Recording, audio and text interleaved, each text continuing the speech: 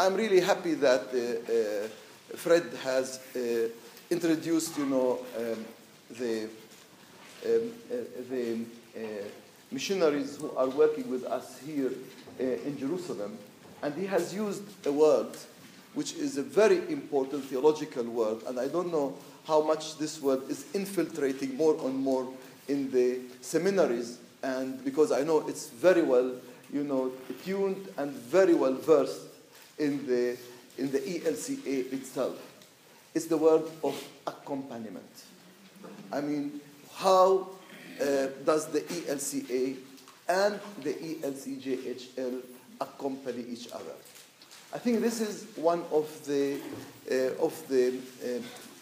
theological words that have been developed since 10 or 12 years. And we have really come to understand it in a different way. First of all, this theology of accompaniment comes from Luke 24, where the two disciples were walking together on Emmaus, confused, asking questions, walking together, and Jesus was all the time, facilitating the dialogue. Let me put it in this way: hearing their queries and their questions, and until you see they got into Emmaus and they broke the bread. Then in the Eucharist, they have seen Jesus to be as he is, because they accompanied each other. Jesus accompanied them, they accompanied Jesus, and both of them accompanied each other. I think this is exactly how we are working the ELCJHL and the ELCA. We are working in a theology of accompaniment that is so strong, that respects the local church in the United States, and the local church that is here, the ELCJHL. And always in accompaniment, we never count how many members belong to that church or to this church. We accompany each other as sisters and brothers in Christ. The theology of accompaniment is challenging the old mission theology that is imposed from up to down. We know it very well. Which, of course, in many parts of the world, including this part of the world, I mean, the gospel entered with such colonial approaches of mission. They entered in this part of the world, but I think, we have got to understand it very well, that what is very essential, what's very important, is that both churches accompany each other. Accompany each other does not mean financial, responsibility. We accompany each other. How can we proclaim the gospel of Christ and administer the sacrament in our context in a very strong way? How can we help each other?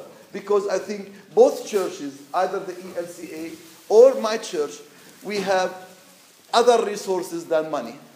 We have resources that we can share each other with, and we have resources that we can strengthen each other ministry without meddling in each other business. And that is very important in accompaniment, because the old missionary way is really to meddle in other people's business and just to impose on them and a good idea which the grassroots don't believe in it, or which the grassroots have a different point of view. I think we have really developed, my church, I can say, and the ELCA, a very good, and even a model of accompanying each other, which I am proud of. When we spoke about those 14 missionaries, or of course if we take LWF out, there are then 12, for example, then I could say, who are with us in the church, we consider ourselves as one team. We are working together. They work now not for the welfare of ELCA when they are working with me. They work for the welfare of my church. And if I send also some of my people to accompany your church, they work for the welfare of the ELCA, because after all, we are not two churches, we are the one church of Christ. And that is what accompaniment is about. And that's very essential. If you read the LWF document on accompaniment, on mission in a context. You see, please try to read it. It's just clarifying more and more what does it mean to accompany each other in this world. And you see, that is very essential. This model is in Africa. This model is in Asia. This model is in Europe. There are many churches, I can promise you, even in the Lutheran world, who do not yet understand what accompaniment is. They want the old missionary society mentality to impose their agenda or to play with the wallet, power. And of course, that doesn't work anymore in our world. The wallet doesn't work. To impose other doesn't work.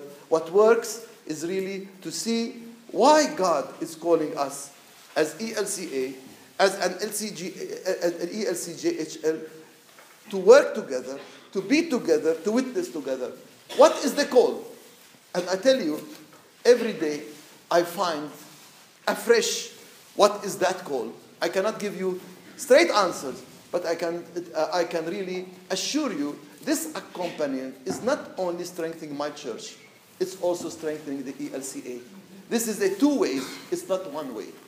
This is the reason, we continue to accompany each other, and I'm happy to speak about this, theology of accompaniment.